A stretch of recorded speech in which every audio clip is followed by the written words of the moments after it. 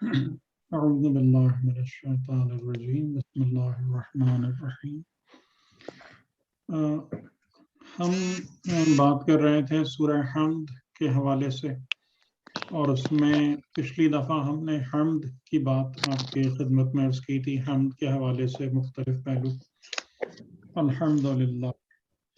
اور مجھے صحیح اگر یاد آ رہا ہے تو پھر ابھی ہمیں رب سے بات کرنا تھی۔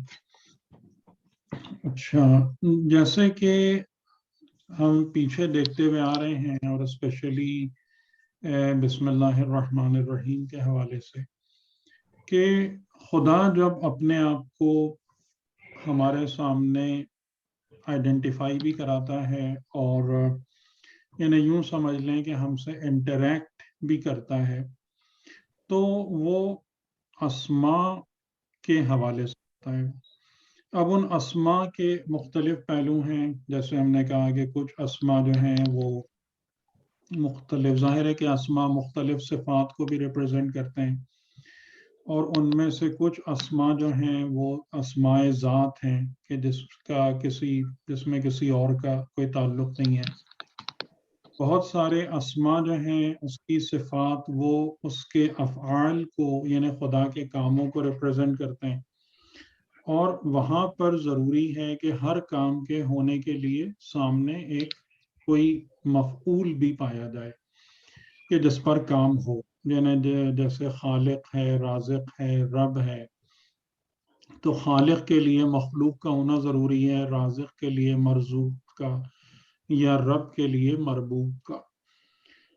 تو اب اس میں خاص طور سے سورہ حمد کے جو قرآن کریم کے مضامین اور بیانات کے خلاصے کے طور پر بھی سمجھی جا السلام علیکم۔ سکتی ہے، تو اچھا وہاں ٹھیک پر ہے، ٹھیک۔ وہاں پر ہم اس بات کو دیکھ رہے ہیں کہ جیسے بسم اللہ کے عنوان سے 3 اسماء سامنے آئے، ان کی فنڈامنٹل امپورٹنس، کلیدی اہمیت اور حیثیت ہم نے سمجھ لی، اور پھر اس کے بعد جب یہ سورہ شروع ہو رہی ہے تو اللہ کے لیے حمد کے ساتھ، اور اللہ یعنی جو وہ ہستی کے جو صفت جامعیت کی حامل ہے، یعنی وہ اسم ہے کہ جس میں تمام اسماء موجود ہیں یا سمو دیے گئے ہیں یا اس کے انڈر میں ہیں۔ مختلف طریقوں سے آپ اس بات کو سمجھ سکتے ہیں، اور یہ بات بھی ہم نے اچھے طریقے سے سمجھ لی تھی کہ خدا کا کوئی نام نہیں ہے ان دا سینس کہ جس طریقے سے کہ چیزوں کے یا لوگوں کے نام ہوتے ہیں، بلکہ خدا کا ہر نام یا ہر اسم خدا سے متعلق کسی حقیقت کی نشاندہی کرتا ہے۔ اچھا، اب جب ہم نے حمد کی بات کی اور اس کی تعریف اور تعریف کے حوالے سے، یعنی جو وہ تعریف جو خالی تعریف نہیں ہے بلکہ بندگی اور پرستش تک لے کے جاتی ہے، تو اب اس کے بعد جب ہم اس کی صفت کا ذکر کر رہے ہیں تو ہمارے سامنے جو صفت آ رہی ہے وہ رب کی آ رہی ہے، الحمدللہ رب العالمین۔ اور رب میں خاص طور سے جو بات ہے، یعنی جو ذکر ہے وہ یہ ہے کہ ربی نہیں ہے، ربنا نہیں ہے، یعنی میرا رب یا ہمارا رب نہیں ہے، بلکہ رب العالمین ہے۔ یہ امپورٹنٹ پوائنٹ ہے۔ تو پہلے ہم اس کو رب کے معنی کو دیکھ لیں، پھر عالمین کو دیکھ لیں، اور عالمین کے ساتھ اور پھر رب العالمین اور رب کی نسبتوں کو نوٹ کر لیں۔ اچھا، رب کا جو معنی ہے یا رب کی جو صفت ہے وہ بنیادی طور سے کیا ہوتی ہے کہ جیسے جو میں نے اسی لیے لکھ دیا ہے آپ کے سامنے کہ پروان چڑھانے والا، بلڈ کرنے والا، ڈیولپ کرنے والا، ایوالو کرانے والا۔ تو رب خالق سے الگ ہے، رب خالق سے الگ ہے، اگرچہ کہ ظاہر ہے کہ ربوبیت کے لیے پہلے خالق کا ہونا ضروری ہے، کہ کوئی چیز خلق ہوگی تو پھر اس پر ربوبیت کا عمل یا ایکشن اپلائی ہو سکتا ہے۔ تو رب کی جو صفت خدا کی ہے، اس کے بارے میں اگر آپ غور کریں تو زیادہ تر مقامات پر جہاں دیگر لوگوں نے یا خاص طور سے کفار مشرکین یا اور لوگوں نے نبیوں کے ساتھ بات کی ہے، جرا کی ہے، بحث کی ہے، تو وہاں پر آپ دیکھیں گے کہ زیادہ تر رب کا لفظ سامنے آتا ہے، یا لوگوں کے حوالے سے جو بھی چیزیں آ رہی ہوتی ہیں سامنے، ان میں ربوبیت کی بات ہوتی ہے۔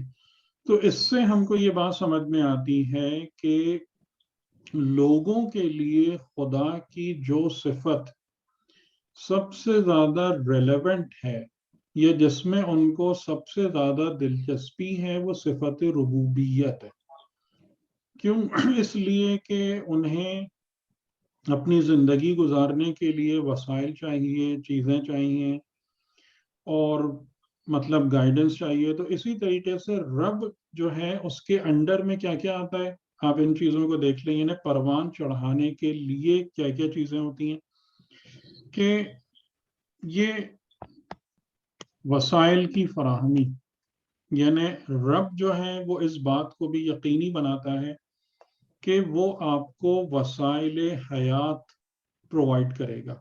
اگر آپ کو اپنی زندگی کے لیے وسائل اور ریسورسز چاہیے تو آپ کہیں گے یا ربی، اے میرے رب مجھے یہ عطا کر دے، مجھے یہ عطا کر دے۔ تو اس میں یا ربی اور تجھ سے سوال کرتا ہوں، تجھ سے مانگتا ہوں، تو یہ رب کی صفت ہے کہ وہ آپ کی زندگی کو آگے بڑھانے کے لیے یا سسٹین کرنے کے لیے آپ کو وسائل دے گا۔ تو اس میں ہم سمجھ سکتے ہیں یا کہہ سکتے ہیں کہ اس میں سسٹینیبلٹی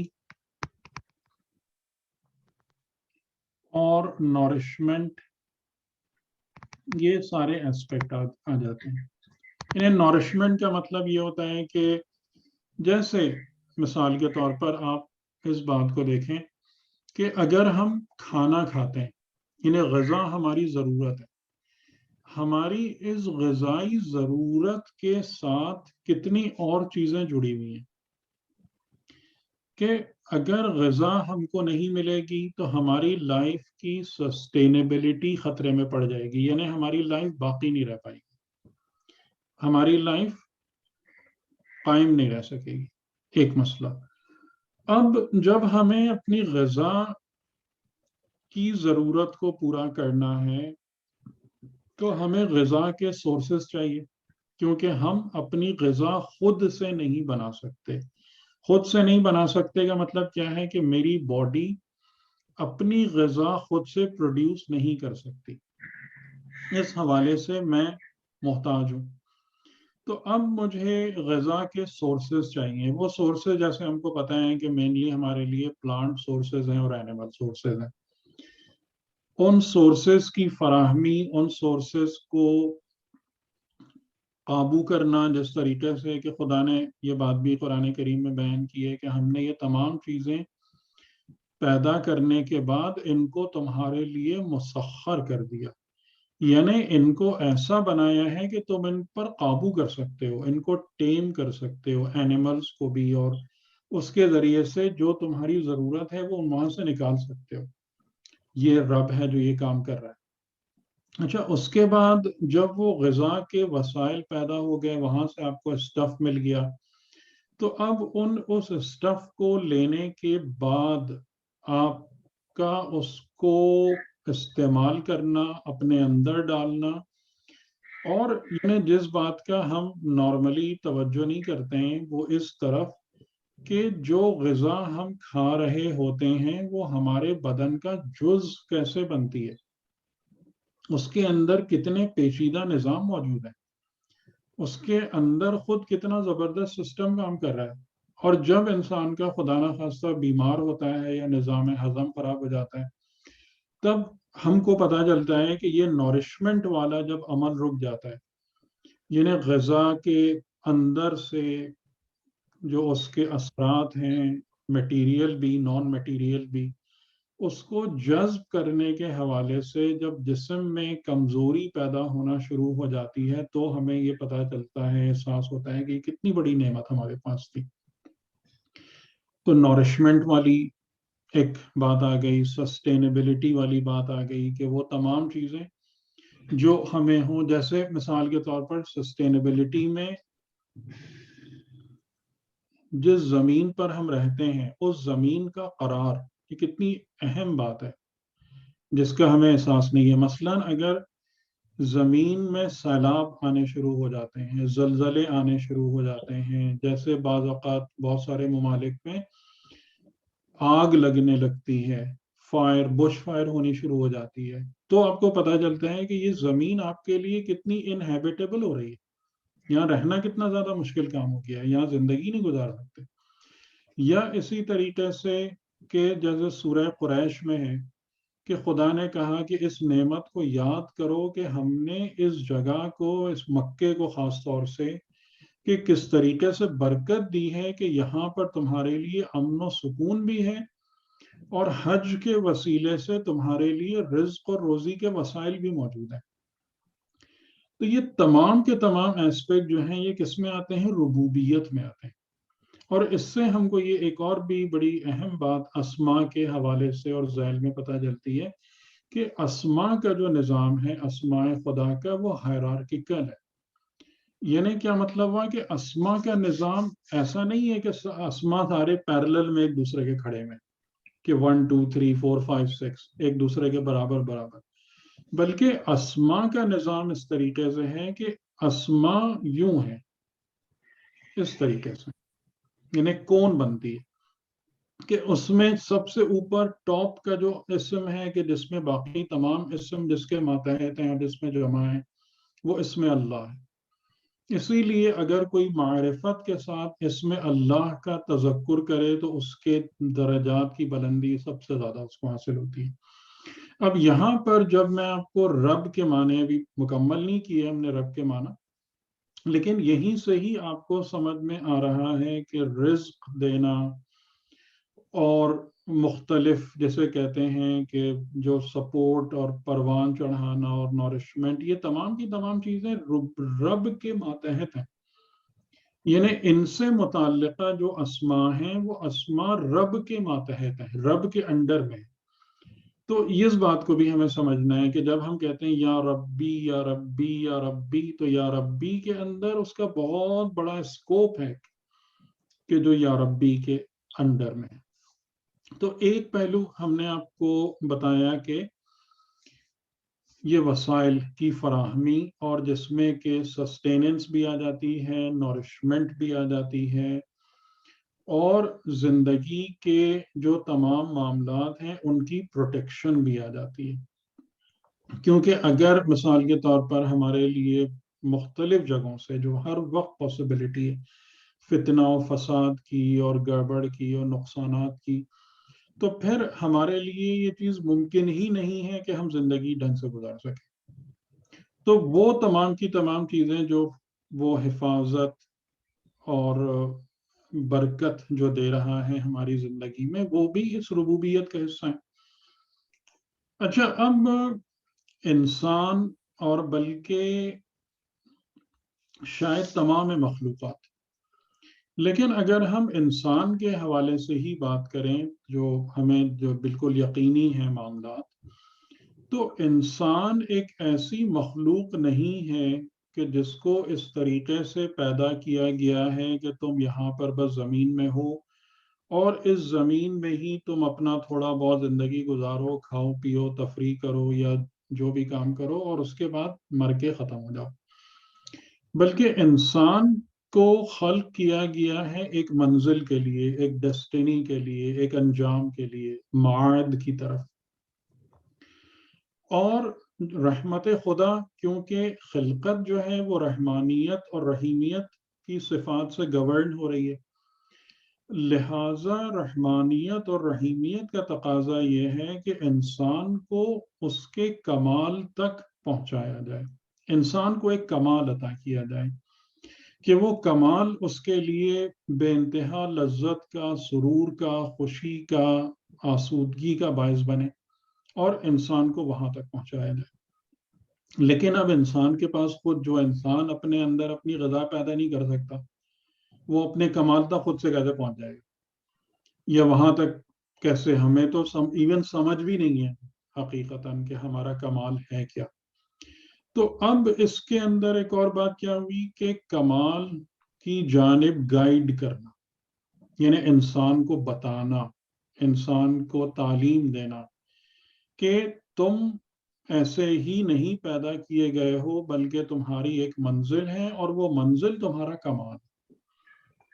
اچھا، اب جیسے کہ آپ اگر کسی کو کوئی منزل بتا دیں اور وہ انسان اس منزل سے ابھی بہت دور کہیں موجود ہو، تو بات تو پوری نہیں ہوئی، کیونکہ وہ تو آگے کہے گا کہ بھائی مثال کے طور پر میں یہاں پر بیٹھا ہوا ہوں پوائنٹ اے پر، آپ نے مجھے ڈیسٹینی بتا دی پوائنٹ ڈی، اور اے سے ڈی کے درمیان اتنا لمبا فاصلہ ہے کہ مجھے تو ابھی ڈی کا پتہ بھی نہیں ہے کہ وہ ہے کدھر، اور بیچ کے اندر اگر میں چلنے کی سوچتا ہوں تو مجھے نہ راہ سمجھ میں آتی ہے اور کوئی چیز روشن نہیں ہے میرے لیے. تو اب وہ کیا کرے گا؟ پھر وہ رہنمائی بھی کرے گا. یعنی جو رب ہے اور رب حقیقی ہے، وہ خالی آپ کو آپ کی ڈیسٹینی کے بارے میں بتا کر، یعنی مثال کے طور پر کہ تمہاری ڈیسٹینی جنت ہے اور وہاں پر تمہارے لیے یہ ہے، یہ ہے، یہ نعمتیں ہیں، یہ نعمتیں ہیں، یہ نعمتیں ہیں، تو تمہیں وہاں تک جانا ہے، یا تمہارے لیے وہاں پر ایک باکمال زندگی ہے جنت میں. تو ہم نے کہا بہت خوب، جنت تو آپ نے ہمارے لیے مقرر کر دی، جائیں کہاں سے؟ ہم تو اپنے آپ کو اس دنیا میں پھنسا ہوا پا رہے ہیں، اس دنیا کی زندگی میں دیکھ رہے ہیں، ہم وہاں تک پہنچیں کیسے؟ تو اب جو رب ہے وہ ہمیں رہنمائی پوری پرووائڈ کرے گا کہ تم اپنے کمال تک، اپنی منزل تک کیسے جاؤ گے، کیسے پہنچو گے، وہاں تک رسائی کیسے حاصل کرو گے. یہ بھی ربوبیت کا حصہ ہے، ربوبیت کے کام کا. یعنی اس کا مطلب ہے کہ جو اس میں ہادی ہے، وہ اس میں ہادی بھی رب کے ذیل میں آ رہا ہے، یہ رب کے ماتحت. اور اس سے زیادہ آگے بڑھ کر جو ایک اور پیشکش اور آفر بھی موجود ہے ربوبیت کے نظام کی طرف سے، وہ یہ ہے کہ اگر تم ہمیں اپنے رہنما کے طور پر یا راہبر کے طور پر قبول کر لو، تو ہم اس سفر میں تمہارے ساتھ ساتھ چلیں گے.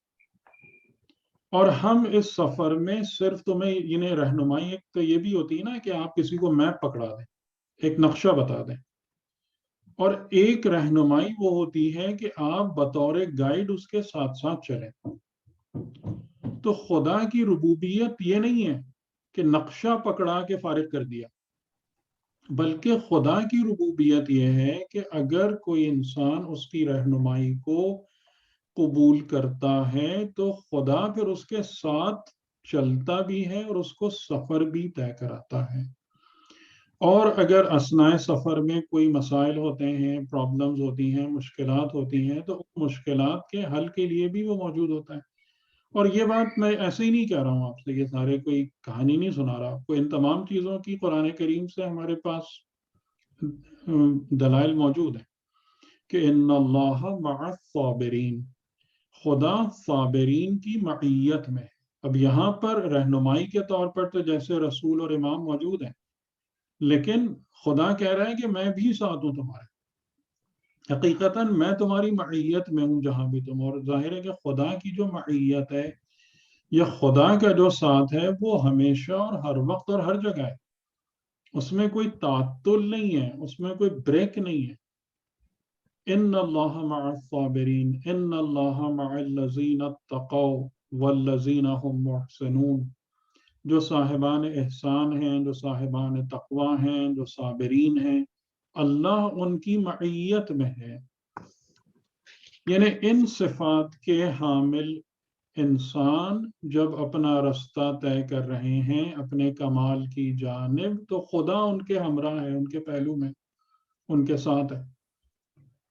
اور اس کی ایک اور ہمارے پاس دلیل قرآن کریم سے ملتی ہے حضرت موسیٰ علیہ السلام، کہ جب دریائے نیل اور فرعون کے افواج کے درمیان وہ لوگ آ گئے تھے بنی اسرائیل، تو بنی اسرائیل نے جب شور مچانا شروع کیا، ایون حضرت موسیٰ پر الزام تراشی بھی کرنے لگے، تو حضرت موسیٰ علیہ السلام نے کیا کہا تھا؟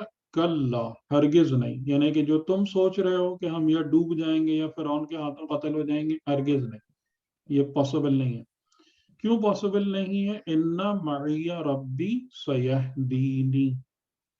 اب یہاں آپ دیکھیں کہ کس اسم سے استفادہ ہو رہا ہے؟ ربی۔ ان معی ربی، بے شک میری معیت میں میرا رب ہے، معیت میں ہے، میرا رب میرے ساتھ کھڑا ہے۔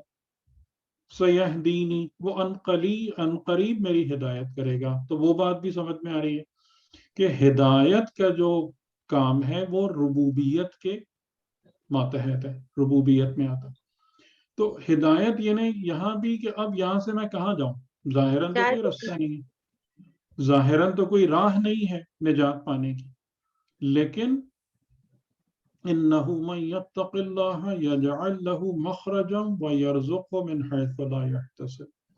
اگر تم تقوی کی راہ پر ہو تو کیونکہ خدا متقین کے ساتھ ہے، تو تمہارے لیے مخرج بھی بنا دے گا، نکلنے کا رستہ بھی بنا دے گا، اور اس راہ سے تمہیں رزق دے گا جہاں سے تم گمان بھی نہیں رکھتے ہو۔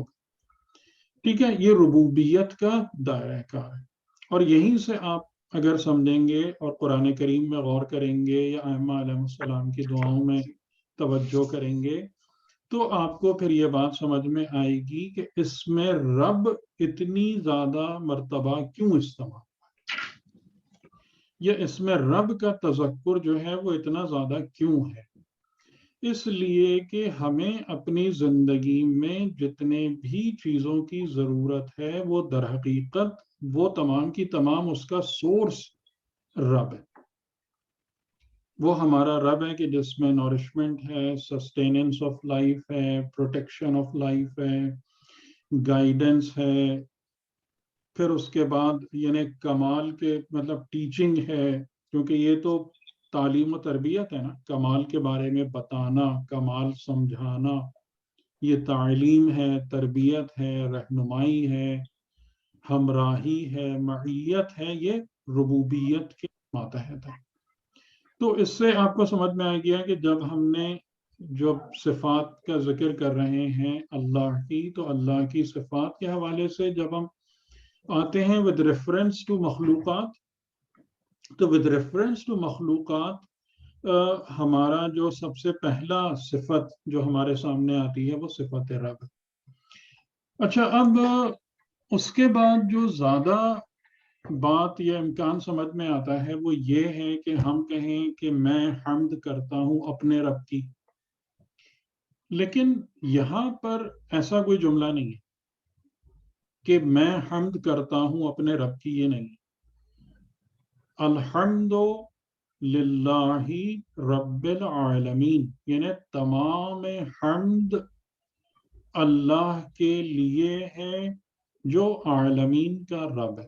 اس میں آپ دیکھیں کہ فرسٹ پرسن میں یعنی اپنی میں بالکل سرے سے خطاب ہی نہیں ہو رہا، جو ایڈریسنگ ہے، جو بات ہو رہی ہے وہ فرسٹ پرسن میں سرے سے ہی نہیں ہو رہی، یعنی ہم ہی نہیں، اور جو بھی صفت بیان ہو رہی ہے وہ براہ راست خدا کی ہو رہی ہے۔ اور شروع میں 2-3 آیتیں یعنی مالک یوم الدین تک یہی انداز بیان چلا کہ بسم اللہ الرحمن الرحیم سے لے کر مالک یوم الدین تک جو بیان ہے وہ ایسا ہے کہ گویا ہم اپنے آپ کو بیچ میں لائے بغیر خدا کے حوالے سے اپنی معرفت کو بیان کر رہے ہیں، یعنی ہم اس ہستی کے بارے میں کیا یقین رکھتے ہیں یا عقیدہ رکھتے ہیں یا ہماری کیا فہم و معرفت ہے اس کے بارے میں ہم وہ بیان کر رہے ہیں۔ اور پھر ایاک نعبد و ایاک نستعین سے ہم اپنا ذکر کرنا شروع کرتے ہیں یا اپنی بات بیچ میں لاتے ہیں۔ تو اس بنا پر جب ہم نے رب والی صفت کی بات کی، صفت رب کی، تو سب سے پہلے ہم نے ایکنالج کیا اس بات کو کہ مخلوقات کے حوالے سے اہم ترین صفت رب ہے اور ربوبیت ہے، کہ اگر یہ صفت جو ہے یا اس اسم سے ہمارا رابطہ خراب ہو جائے تو پھر ہماری زندگی بھی خراب ہو جائے گی. اور اس کے بعد ہم اس بات کو ایکنالج کر رہے ہیں یا اس بات کو تسلیم کر رہے ہیں کہ خدا کسی ایک یا دو مخلوقات کا رب نہیں ہے، بلکہ وہ عالمین کا رب ہے. عالم بھی نہیں، عالمین پلورل. یعنی اور عالمین سے پہلے بھی جب آپ الف لام لگا رہے ہیں تو اس کا مطلب ہے کہ تمام کے تمام عالمین، جتنے بھی عالمین ہیں، جہاں جہاں بھی جو چیز عالم کی تعریف میں شامل ہوتی ہے یا ہو سکتی ہے، خدا ان سب کا رب ہے. اور یہ انداز سورہ حمد میں کافی زیادہ پریویل کرتا ہے، اور ہم کو اس میں یہ بات سمجھ میں آتی ہے، یعنی اس کے اندر بھی ایک بڑی اہم تعلیم اور تربیت ہے اس انداز سے بات کرنے کی. وہ یہ ہے کہ ہمیں شروع سے ہی اپنی سوچ کو خود غرضی سے اٹھا کر اور ایک آفاقی اور کائناتی لیول پر لے جانا ہے کہ جب ہم نظر کریں معاملات پر یا زندگی پر یا زندگی کے قوانین یا جن چیزوں پر بھی ہماری توجہ ہے، تو ہماری سوچ جو ہے نا وہ یونیورسل ہونی چاہیے. اس کا دائرہ کار جتنا زیادہ وسیع ہو، وسیع تر ہو، وہ اتنا ہی خدا کی نظر میں لائق پسندیدگی ہے. تو یہاں پر کہنے والا میں ہوں کہ اگر میں نماز میں سورہ حمد میں کی تلاوت کر رہا ہوتا ہوں یا کسی اور موقع پر، تو ایک فرد یہ کام کر رہا ہے، لیکن فرد جب بھی اس کی تلاوت کرتا ہے تو وہ کہتا ہے الحمدللہ رب العالمین. اور اگر ہم اس کے معنی پہ غور کرتے ہیں تو ہر دفعہ ہم کو یہ بات سمجھ میں آتی ہے کہ خدا کی جو ربوبیت ہے وہ تمام مخلوقات اور عوالم پہ پھیلی ہوئی ہے، اور اسی طریقے سے اس کی رحمانیت، اس کی رحیمیت اور جو کچھ بھی اس کی صفات ہیں وہ تمام کی تمام مخلوقات پر پھیلی ہوئی ہیں.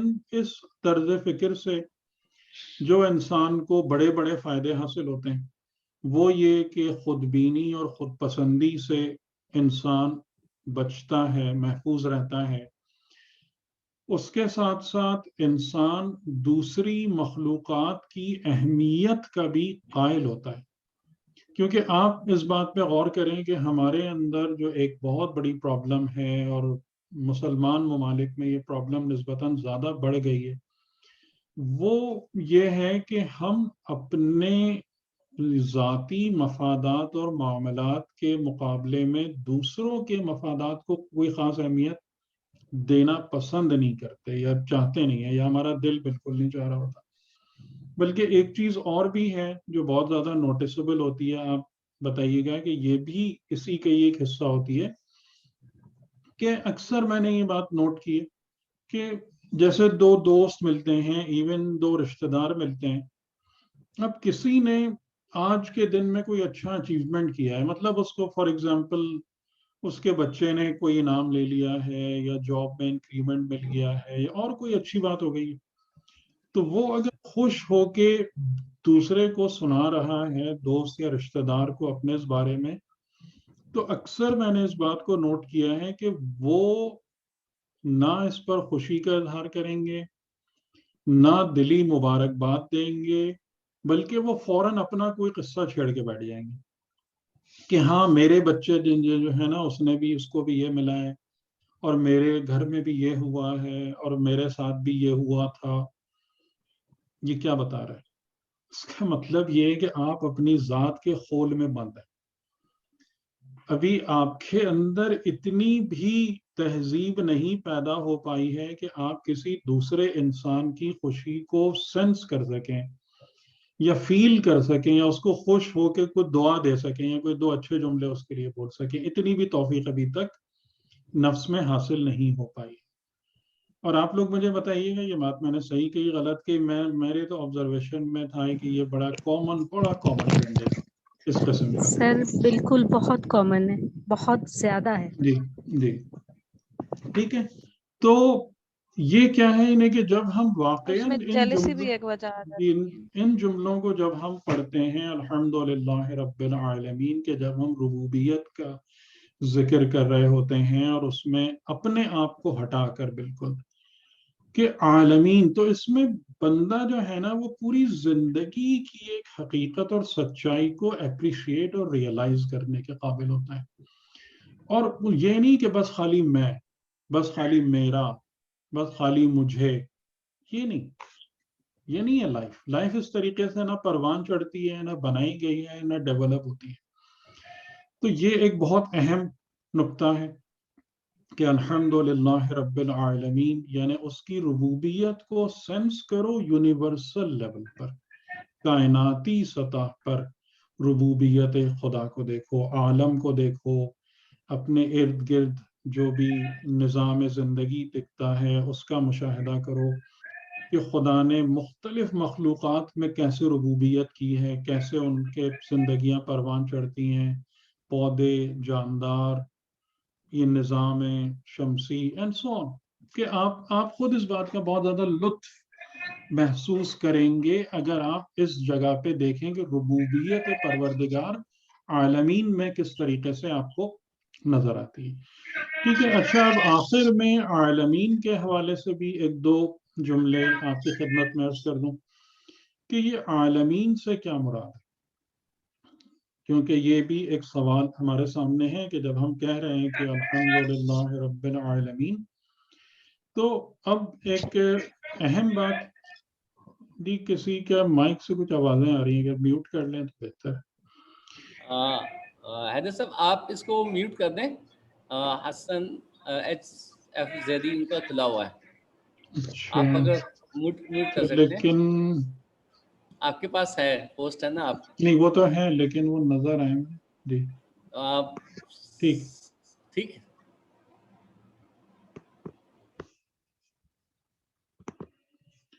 اچھا، تو اب اس میں عالمین کے حوالے سے بھی ایک بات ہے، یعنی کہ زیادہ تر اگر آپ دیکھیں ایون تفسیروں کی کتاب میں یا مباحث میں بھی دیکھیں تو آپ کو اس قسم کی بحث ملے گی کہ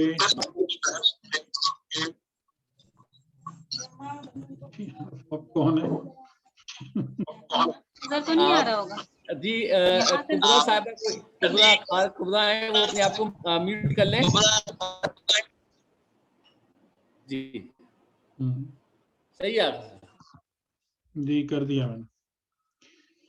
کہ اس میں جو بحث آپ کو نظر آتی ہے وہ اس قسم کی نظر آتی ہے کہ جیسے بعض روایتوں کو لوگ سامنے لاتے ہیں کہ ہم اکیلے نہیں ہیں، بلکہ ایک روایت میں کہ 18,000 ایسے عالم ہیں یا انگنت ہیں، وہ بھی. لیکن عالم کی جب آپ بات کرتے ہیں، یعنی عالم کو اگر ہم ترجمہ کرنا چاہیں لائک ورلڈ، تو آپ خود اپنی اس زمین پر بہت سارے عالمین کا مشاہدہ کر سکتے ہیں. یعنی ورلڈ کا مطلب یہ ہوتا ہے کہ ایک کمپلیٹ سسٹم جو بذات خود اپنی جگہ پر موجود ہو، ورک کر رہا ہو، سسٹین کر رہا ہو، دوسروں سے علیحدہ ہو، ایک پورا نظام، وہ ایک عالم کو تشکیل دے دیتا ہے. تو اس زمین پر اگر ہم دیکھیں، یعنی جیسے مثال کے طور پر ہم بعض اوقات یہ لفظ یوز کرتے ہیں عالم حیوانات، عالم نباتات، کہ ہم اس میں دیکھیں کہ جو پلانٹ کنگڈم ہے یا اس کے اندر، یا اسی طریقے سے خالی پلانٹ کنگڈم سارا نہیں بلکہ ایک ایک پودوں کو بھی اگر آپ دیکھیں نا، ان کی بھی الگ الگ فیملیز کو دیکھیں کہ جو فروٹس ہیں ان کا الگ حساب ہے، ویجیٹیبلز کا الگ ہے، پھر ان کے بھی الگ الگ سیکشنز بنتے ہیں. پھر ایسے ہی آپ اگر اور آگے جائیں کہ جو انسان کے علم میں ترقی کی ہے مختلف، اس میں فزکس میں، بایولوجی میں، کیمسٹری میں، اس میں کہ ایون ایک ایٹم کے اندر کا جو نظام ہے وہ خود ایک عالم ہے، کہ اس پر کتنی زیادہ کتابیں چھپ چکی ہیں، کتنی تحقیق ہے. ایک ہیومن سیل جو ہے، یعنی انسانی بدن کا جو اسمالسٹ یونٹ ہے سیل، وہ ایک عالم ہے کہ اس کے اندر پورا ایک محیر العقول نظام موجود ہے. کہ اس کو آپ کھوج لگاتے جائیں، ریسرچ کرتے جائیں اینڈ سو آن. تو عالمین سے مراد خالی یہ نہیں ہے کہ ہم یہ سوچیں کہ جناب ہماری زمینی زندگی جیسی دنیایں اور کہاں کہاں پر ہے، بلکہ ہم الحمد للہ رب العالمین کی تفسیر و تشریح ان کے اس عرض میں جو ہمارے سامنے موجود ہے، خدا نے بہت سارے عوالم ہمارے سامنے رکھے ہیں اور خلق کیے ہیں کہ یہ جتنے بھی علیحدہ علیحدہ اور سیلف سسٹینڈ اور انڈیپینڈنٹ سسٹمز ایگزسٹ کرتے ہیں، یہ سب ایک عالم کو ریپرزینٹ کرتے ہیں. یعنی یہ ضروری نہیں ہے کہ آپ کہیں کہ یہ کوئی مریخ پر زندگی ہے یا کسی اور گیلیکسی میں زندگی ہے، اور وہ ضروری نہیں ہے الحمدللہ رب العالمین کو سمجھنے کے لیے. بلکہ یعنی یہاں پر جتنی مختلف چیزیں ہیں، اور ہر جگہ پر جب آپ جائیں گے، ہر ڈومین میں آپ انٹر ہوں گے تو آپ کو ایک عالم نظر آئے گا.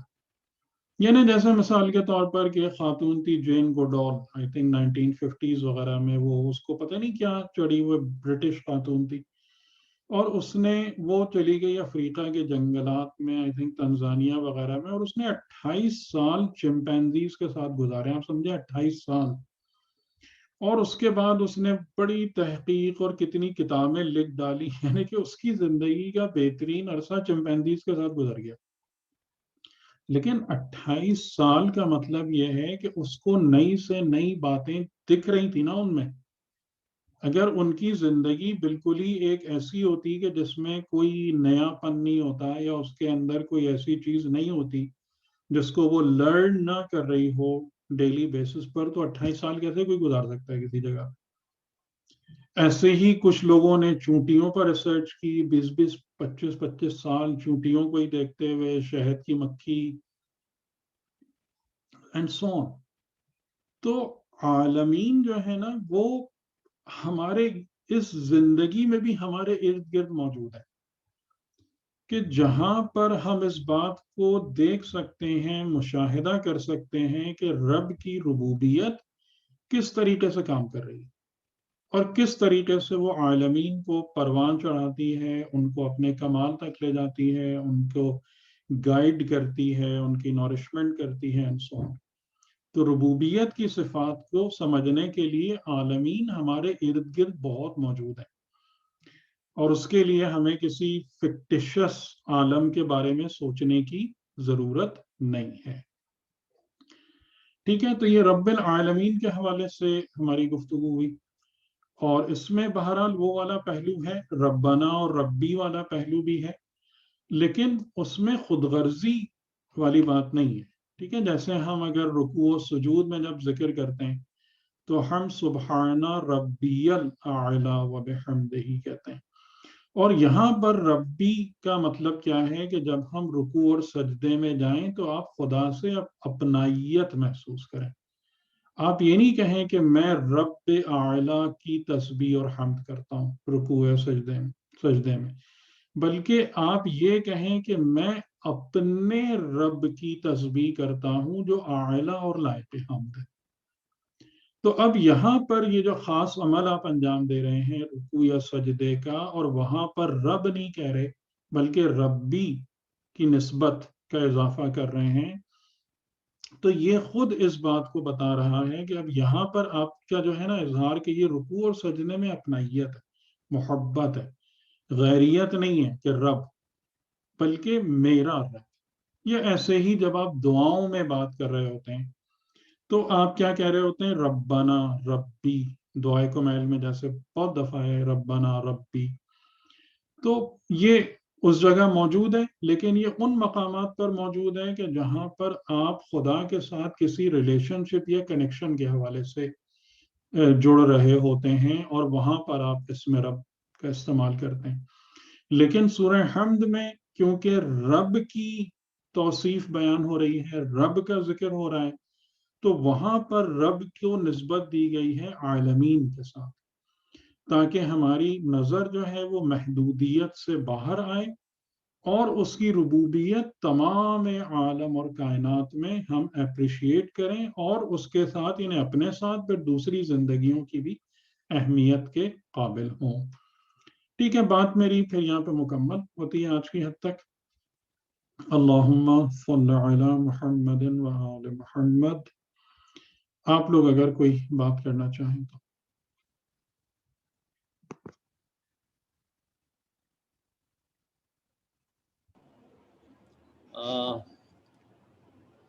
आपने एक जुमला कहा था कि जब इसमें कहा है कि जो उसकी हमराई चाहे, मतलब ये चाहत जो है बंदे की तरफ से होती है, बिल्कुल, क्योंकि आपने जैसे भी बताया कि अल्लाह सिर्फ वही देखता है जो आप चाहते हैं, तो इसमें चाहत जो है बंदे की तरफ से आ रही है।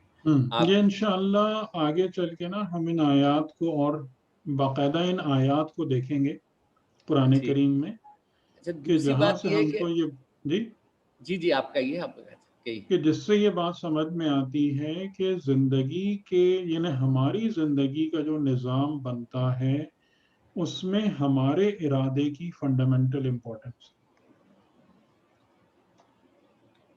जी ठीक है, ठीक है, ठीक है।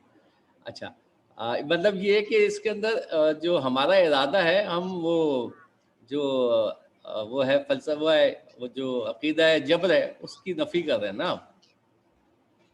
हाँ, यानी अब इसमें दोनों चीजें शामिल हैं। बहरहाल यानी जबर से मुराद ये है कि एक निज़ाम है कि जिसके अंदर हम मौजूद हैं, जिसको हम ब्रेक नहीं कर सकते। अब हाँ, इसको आप जबर कह लें या जो दिल चाहे कह लें, हाँ, ये सुन जो और दूसरी उसके बात अंदर आपका इख्तियार भी है। जी के अंदर से दूसरी बात जो है, मैं ये देख रहा था, जो अभी इसमें आपने कहा कि रब की जो डेफिनेशन है उससे तो अब बहुत ज़्यादा क्लियर हो गया, पहले से इतनी ज़्यादा क्लियर रब करनी थी।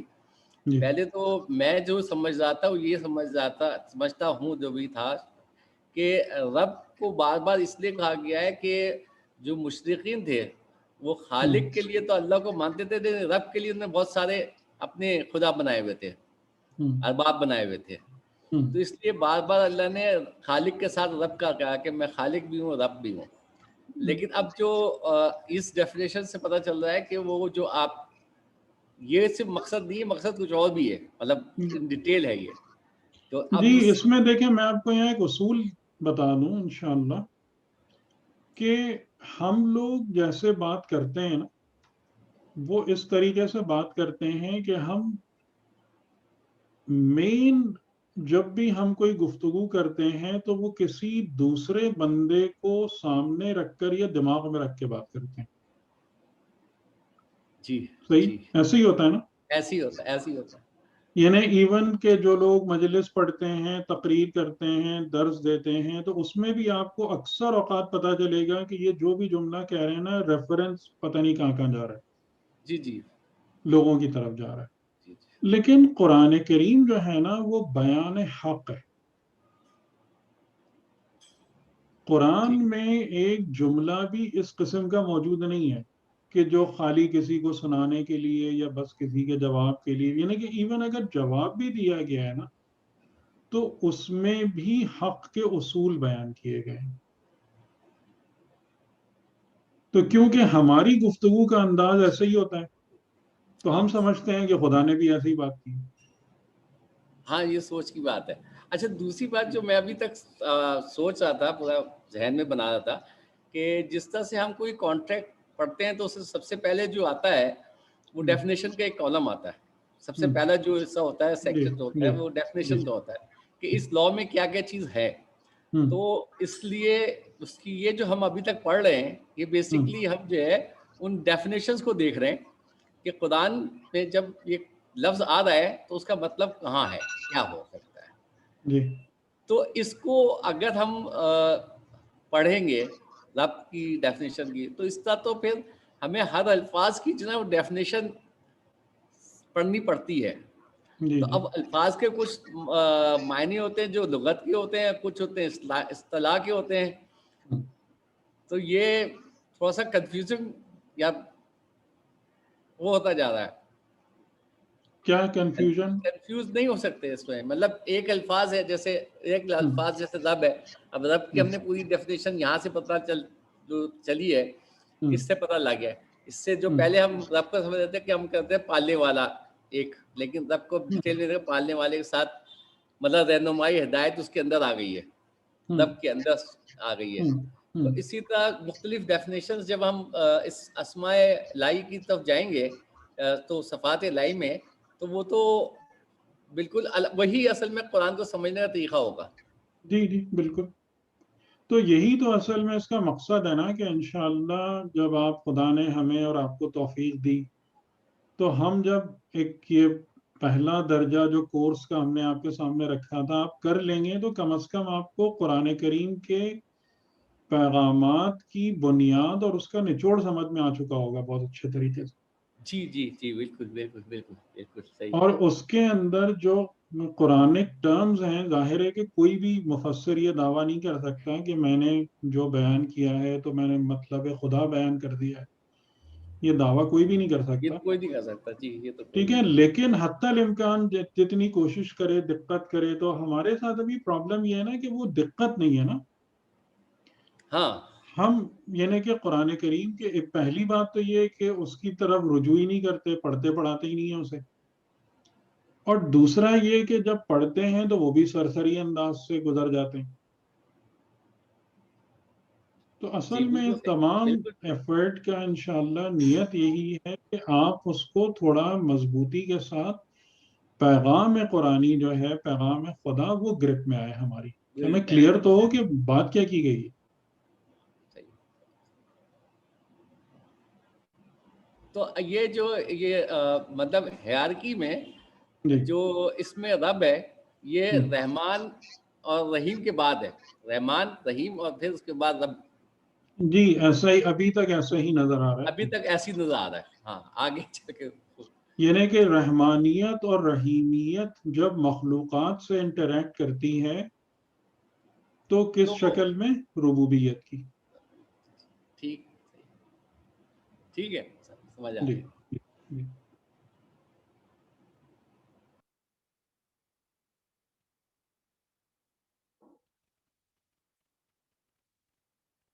جی. اور کوئی بات؟ السلام علیکم سر، جی بات کر رہی ہوں. جی سر ابھی جو آپ نے یہ بتایا کہ قرآن کریم بیان حق ہے اور اس میں کوئی بھی جملہ کسی کو اسپیسیفکلی سنانے کے لیے نہیں، مطلب یہ ایک جنرلائز ذکر ہے جس کی اپلیکیشن بہت وسیع ہے اور ہمیشہ کے لیے. تو جی بہت سی آیات کا شان نزول کچھ اس طرح کا جن پر آ جاتا ہے کہ وہ کسی واقعے کی بیک گراؤنڈ رکھتی ہیں اور پھر ظاہر ہے کہ وہ اسی قسم کی صفات کے حامل افراد کو بھی کور کر رہی ہوتی ہیں. تو کیا اس کو ہم اس طرح سے سمجھ سکتے ہیں کہ وہ آیت نازل تو فلاں فلاں شخص کے لیے اسپیسیفکلی ہوئی، لیکن وہ اس ساری چیز کو کور کر رہی ہے ہمیشہ کے لیے جو کوئی بھی ان صفات پہ، ان کریکٹرسٹکس پر جی فال کر بالکل رہا ایسے ہی، بالکل ایسے ہی. بلکہ ایون جتنے لوگوں کے بھی نام قرآن میں آئے ہیں انہیں حقیقتاً خدا نے کسی کا ذکر نہیں کیا قرآن میں، بلکہ لوگوں کو بطور ریفرنس استعمال کیا حقائق کو سمجھانے کے لیے. قرآن حضرت موسیٰ اور حضرت عیسیٰ کی کہانی کا نام نہیں ہے، ہے. جی بالکل. بلکہ حضرت موسیٰ اور حضرت عیسیٰ بطور ریفرنس یوز ہوئے ہیں حقائق کو اور معارف کو بیان کرنے کے لیے. صحیح سر. اسی طرح جس طرح یہ سورہ کوثر کا ہے ابتر والا ذکر آ جاتا ہے یا جی سورہ جی ماؤن. جی جی ہر جگہ ایسے ہی. یعنی اصول اور قوانین اور قواعد حیات اور زندگی وہ ہیں. مطلب اب وہ یہ کسی ڈپینڈ کرتا ہے کہ انسان کی نظر کیا ہے، یہ اس پہ ڈپینڈ کرتا ہے. جی ٹھیک، بولیے. مطلب شخصیت کی طرف اشارہ کرتے ہوئے اس کو ایک براڈر سینس میں ڈیفائن شخصیت کیا جا بطور رہا ریفرنس ہے، شخصیت بطور ہے. ریفرنس ہے. جی جی بالکل. تو وہ جو اس شخصیت کی حقیقت ہے مینلی اس کو براڈر سینس میں کور کر نہیں، رہی ہے. شخصیت کی حقیقت نہیں، بلکہ شخصیت کو ریفرنس بناتے ہوئے حقیقت کو روشن کرنا. ٹھیک ہے سر، تھینک یو سر.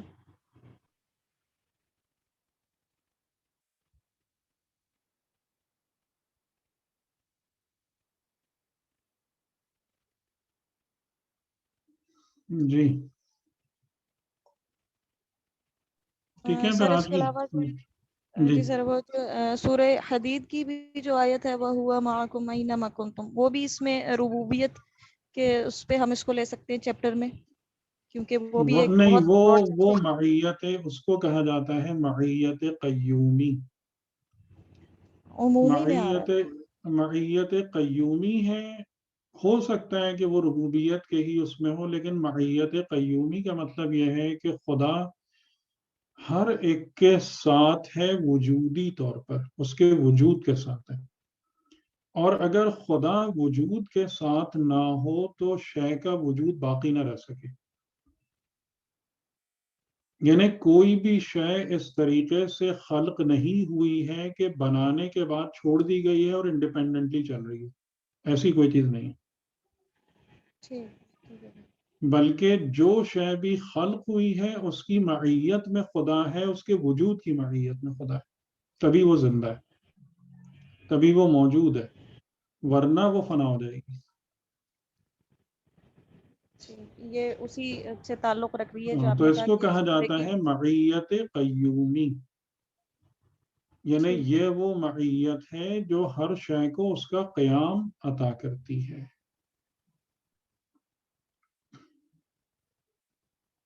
اور وہ جو معیت ہے صابرین اور متقین اور محسنین کے ساتھ، وہ معیت ربوبی اس سینس میں زیادہ ہے کہ وہ ان لوگوں کے لیے کہ جو خدا کی ربوبیت کو قبول کرتے ہیں، اللہ کے بندے بنتے ہیں، تو وہ ربوبیت جو ہے پھر وہ ان کو اوپر لے جانے کے لیے ان کے ہمراہ ہے. اچھا، کیا یہ رضا بھائی، کیا یہ ربوبیت جو ہے وہ انسان کے لیے ہے یا کوئی بھی جاندار بے جان چیز کے لیے ابھی بھی ہم ہے؟ نے پڑھا نا رب العالمین، ہم، خالی انسان کے لیے کیا؟ اچھا، یعنی کہ اس میں بے جان چیزیں بھی آ جاتی ہیں، یعنی بے کہ اللہ جان کی چیز، معیت جو ہے، معیت بے جان وہ چیز بے کوئی جان نہیں چیز ہے. کے ساتھ بھی ہے. بے جان چیز کوئی نہیں ہے. اچھا، ہم. ہاں، کیونکہ ہر چیز اس کی تسبیح کرتی ہے، اس کا مطلب وہ جی بے سمجھ کے جان ہی نہ تسبیح بے کرتی ہوگی. جان ہے نہ بے شعور ہے، کچھ نہیں. ایسی کوئی چیز ایگزسٹ نہیں کرتی ہے نظام زندگی میں. اچھا، اور جو یہ جمادات وغیرہ ہے یہ بھی شعور کے ساتھ تسبیح کرتے ہیں یا ان کی اس میں وضعیت میں یا اس کی جب خدا تکوینی میں تسبیح یہ چیز خدمت تکوین؟ تسبیح خود ایک شعوری عمل ہے. اچھا تسبیح خود ایک شعوری عمل ہے، ورنہ اگر شعور نہ ہو تو تسبیح کا کیا معنی؟ صحیح. اور قرآن کریم نے کئی جگہوں پر اس بات کا وہ کیا ہے، کئی جگہوں پر یہ بات، جیسے حضرت ابراہیم علیہ السلام کا واقعہ ہے کہ جب ان کو آگ میں پھینکا جا رہا تھا تو وہاں پر آیت ہے قُلْنَا یا نارو کونی بردن و سلامن علی ابراہیم. خدا نے یہ نہیں کہا کہ ہم نے آگ کو ٹھنڈا کر دیا، بلکہ بیان کیا ہے یا نارو، اے آگ، کونی آگ کو ہو خطاب جا، کیا نا. اے آگ کونی ہو جا، بردن و سلامن، ٹھنڈی سلامتی کے ساتھ ابراہیم پر. تو خدا نے صحیح، آگ کو نہیں ٹھنڈا کیا ہے، آگ نے خود اپنے آپ کو ٹھنڈا کیا ہے حکم خدا کے بعد. ماشاءاللہ، صحیح، بالکل صحیح. السلام علیکم سر، شبانہ جی بات کر رہی ہوں. سر یہ بھی آپ نے فرمایا کہ اس میں ہادی جو ہے رب کے ذیل میں آ رہا ہے، جی کیونکہ پڑھا میں نے بہت سارا پڑھا ہے کہ اللہ کہتا ہے جو ہدایت مانگتا ہے میں اس کو ہدایت دیتا ہوں. تو یہ ربوبیت ہی ہے نا. صحیح، تو جو مانگتا یعنی ہے اس یہ کو جو دیتا ہے. ہدایت کا جو معاملہ ہے وہ ربوبیت کے ہی ذیل میں ہے نا. تمام ہدایت کا کیا عالمین کے فرق؟ جی ہدایت دینی راستہ دکھانا. ہدایت کا مطلب ہوتا ہے ڈیسٹینی، منزل بتانا، اس کے بعد منزل تک پہنچنے کا میپ دینا، میپ روٹ پر چلنے کے طریقے بتانا، اس کے خطرات سے آگاہ کرنا، اور اگر وہ آپ کی خواہش کرے تو اس کے ساتھ بھی چلنا. صحیح. یہ تمام کی تمام چیزیں آتی ہیں.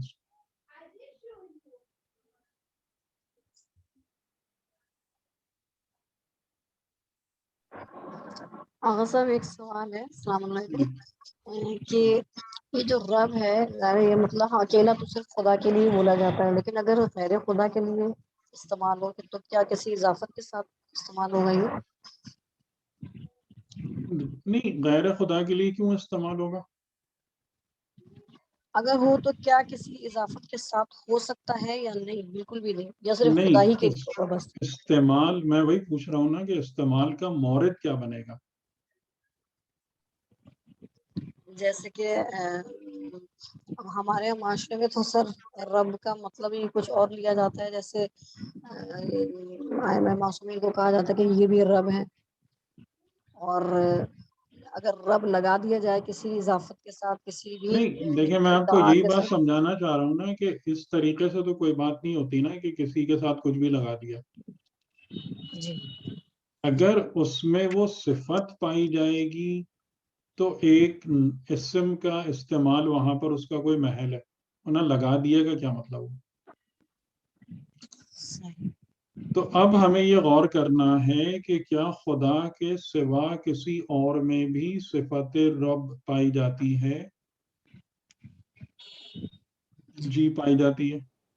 جی والدین میں بھی پائی جاتی ہے، پائی جاتی جی ہے. استاد میں بھی پائی جاتی ہے.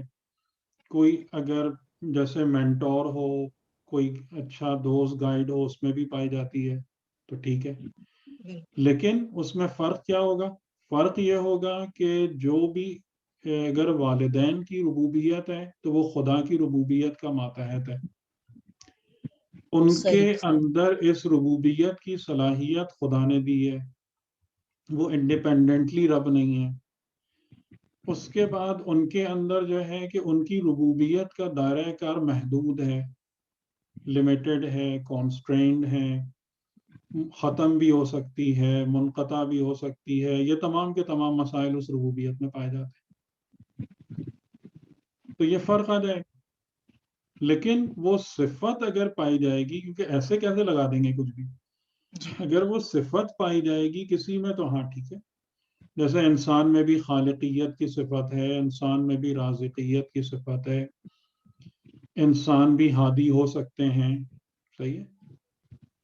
لیکن اس میں جو سب سے پہلی بات آتی ہے وہ یعنی دو تین باتیں آ جاتی ہیں کہ جو چیز بھی صفت انسان میں موجود ہوتی ہے وہ اللہ کی صفت کا پرتو ہوتی ہے، اس کی عطا کردہ ہوتی ہے. ایک بات. دوسری بات یہ ہوتی ہے کہ وہ لمیٹڈ اور محدود ہوتی ہے. خدا کے اندر صفات میں محدودیت نہیں ہے، لمیٹیشنز نہیں ہے. انسان جس صفت کا بھی مظاہرہ کرتا ہے اس میں محدودیت ہوتی ہے.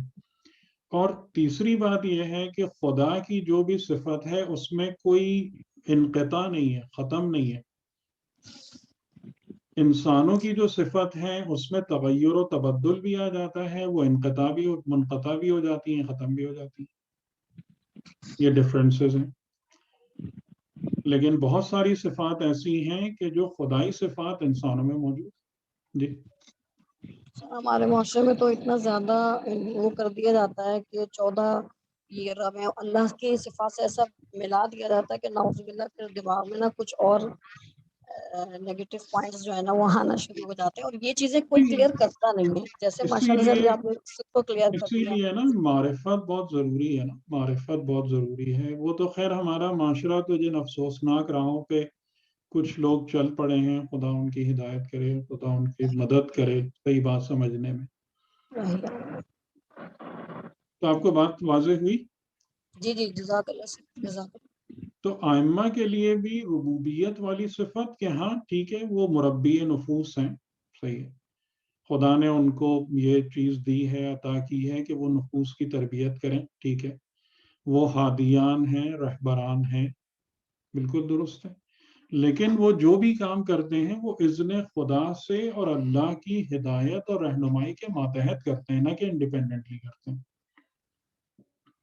یہ ضروری ہے. اس کے ساتھ ہی اگر یہ سمجھ میں نہیں آ رہا تو پھر بالکل گڑبڑ ہے سارے معاملات.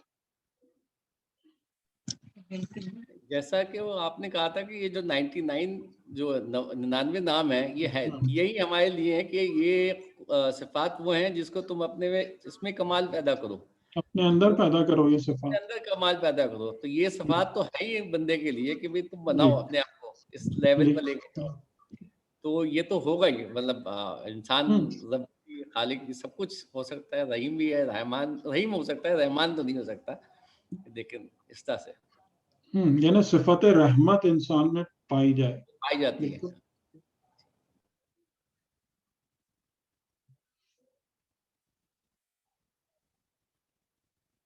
چلیں جناب پھر اجازت آج کی جب تک. اگر کوئی اور سوال نہیں ہے تو ٹھیک ہے. ٹھیک چلے چلیے چلیے. اللہ حافظ. شکریہ بہت، جزاک اللہ، بہت بہت شکریہ. اللہ حافظ. جزاک خدا اللہ حافظ. خیر. بہت شکریہ، تھینک یو ویری مچ، بہت شکریہ سر.